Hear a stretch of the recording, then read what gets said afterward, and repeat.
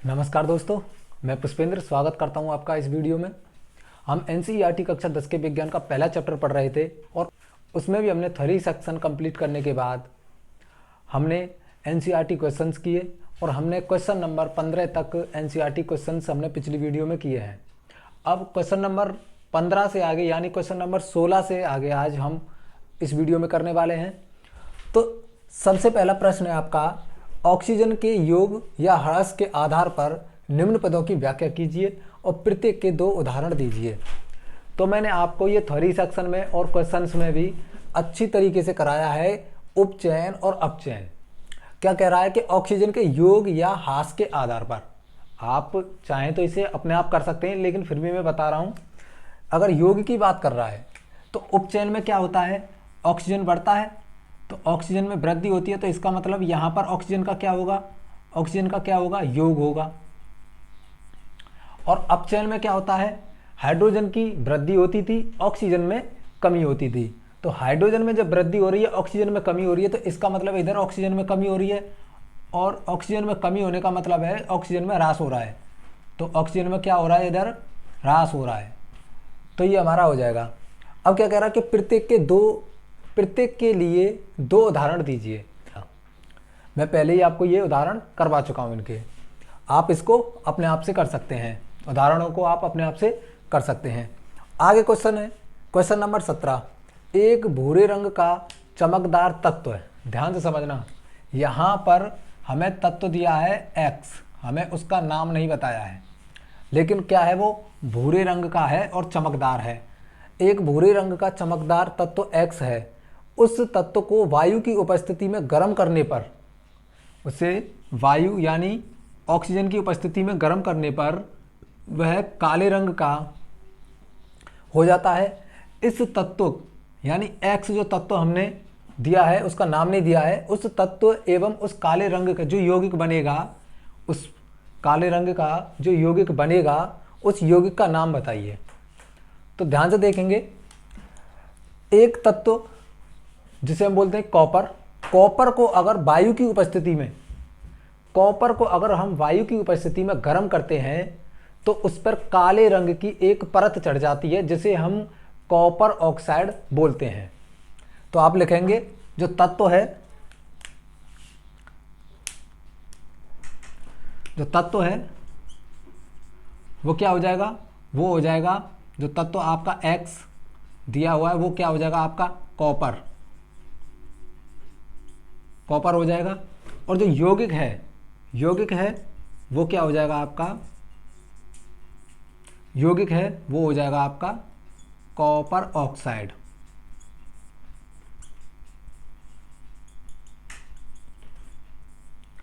जब कॉपर को वायु की उपस्थिति में, जब कॉपर को वायु की उपस्थिति में गर्म किया जाता है तो कॉपर पर एक काले रंग की परत चढ़ जाती है और उसी को हम क्या बोलते हैं, कॉपर ऑक्साइड बोलते हैं। आप ऐसे भी देख सकते हैं, जैसे इधर मेरे पास कॉपर है और इसको वायु की उपस्थिति में क्या किया जा रहा है, गर्म किया जाएगा, तो यहाँ पर क्या बनेगा, CuO, क्या बन जाएगा, CuO।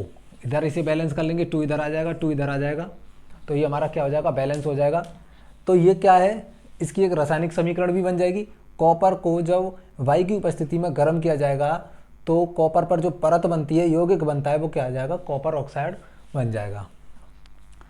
आगे क्वेश्चन नंबर 18 देखिए, लोहे की वस्तुओं को हम पेंट क्यों करते हैं।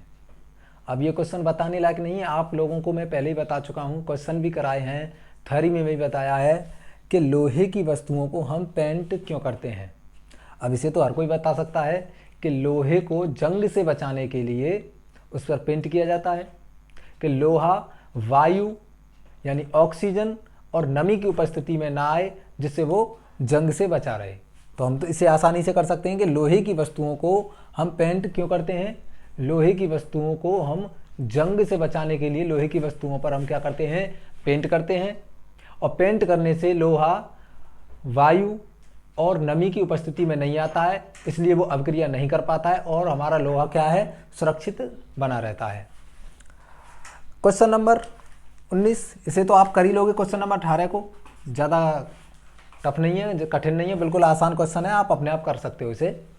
क्वेश्चन नंबर 19 देखिए, तेल एवं वसायुक्त खाद्य पदार्थों को नाइट्रोजन से प्रभावित क्यों किया जाता है। अब ये भी क्वेश्चन ऐसा ही है जैसे लोहे की वस्तुओं को हम पेंट क्यों करते हैं, सेम वही क्वेश्चन है, थोड़ा सा लेवल इन दोनों क्वेश्चनों का एक ही है। ये भी सरल क्वेश्चन है और ये भी सरल आपका क्वेश्चन हो जाएगा। तो तेल एवं वसा युक्त खाद्य पदार्थों को नाइट्रोजन से प्रभावित क्यों किया जाता है, ये मैं पहले ही आपको बता चुका था। क्यों? क्योंकि नाइट्रोजन क्या है, प्रतिऑक्सीकारक पदार्थ है। ये क्या है, प्रतिऑक्सीकारक पदार्थ है, यानी जब तक नाइट्रोजन खाने के साथ, तेलीय फूड के साथ, ऑयलीय फूड के साथ रहेगा तब तक ऑक्सीजन अवक्रिया नहीं करेगा। और ये बात समझ में, तो नाइट्रोजन क्या है, प्रतिऑक्सीकारक है। क्या है नाइट्रोजन, प्रतिऑक्सीकारक है। ये मैं पहले भी बता चुका था तुम लोगों को। आप इसका एग्जांपल देख सकते हो, जैसे आप चिप्स की पैकेट देखते हो, चिप्स की पैकेट, तो चिप्स की पैकेट में क्या नाइट्रोजन गैस भरी जाती है, जिससे क्या है ऑक्सीजन से अभिक्रिया नहीं कर पाते हैं वो, और खाना लंबे समय तक क्या है सुरक्षित बना रहता है। वही है नाइट्रोजन क्या है, प्रतिऑक्सीकारक है। आप कर लोगे। आगे अगला क्वेश्चन है आपका क्वेश्चन नंबर 20, निम्न पदों का वर्णन कीजिए तथा प्रत्येक का एक एक उदाहरण दीजिए। संक्षारण और विकृत गंधता, ये भी मैंने आपको बहुत अच्छे तरीके से कराया है, आसान क्वेश्चन है, आप अपने आप कर सकते हो। संक्षारण मैं बता दे रहा हूँ, थोड़ा सा बता दे रहा हूँ, लेकिन कर अपने आप लेना। संक्षारण किसे कहते हैं, जब कोई पदार्थ वायु, नमी, अम्ल के संपर्क में आ जाए और उनसे अवक्रिया करने के बाद उनकी जो ऊपर की परत है वो क्षरण होने लगती है, कमजोर होने लगती है, उसी को हम क्या बोलते हैं, धातुओं का संक्षारण कह देते हैं।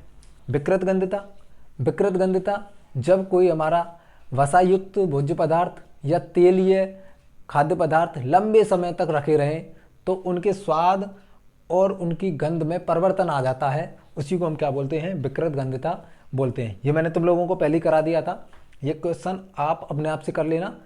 मैंने थ्योरी में भी कराया था, क्वेश्चन भी कराए थे शायद इसके ऊपर, पिछली वीडियोस देख लेना, दोबारा से सुन लीजिए। विकृत गंधता किसे कहते हैं, विकृत गंधता यानी जब कोई हमारा वसायुक्त भोज्य पदार्थ है या तेलीय पदार्थ यानी तेलीय खाद्य पदार्थ हैं, वो लंबे समय तक रखे रहें, उनका हम उपयोग ना करें तो उनके स्वाद और उनकी गंध में परिवर्तन आ जाता है, उसी को हम क्या बोल देते हैं, विकृत गंधता बोलते हैं। और इसी के साथ ये आपका पहला चैप्टर है, ये पूरी तरीके से कंप्लीट होता है। हमने इसमें थ्योरी सेक्शन भी किया, उदाहरण भी किए, और उसके बाद जितने भी एनसीईआरटी क्वेश्चंस थे, एक्सरसाइज में जितने भी क्वेश्चंस दिए थे वो हमने पूरे कंप्लीट यहाँ पर कर लिए हैं। तो मिलते हैं अगली वीडियोज़ में, तब तक के लिए नमस्कार, थैंक यू।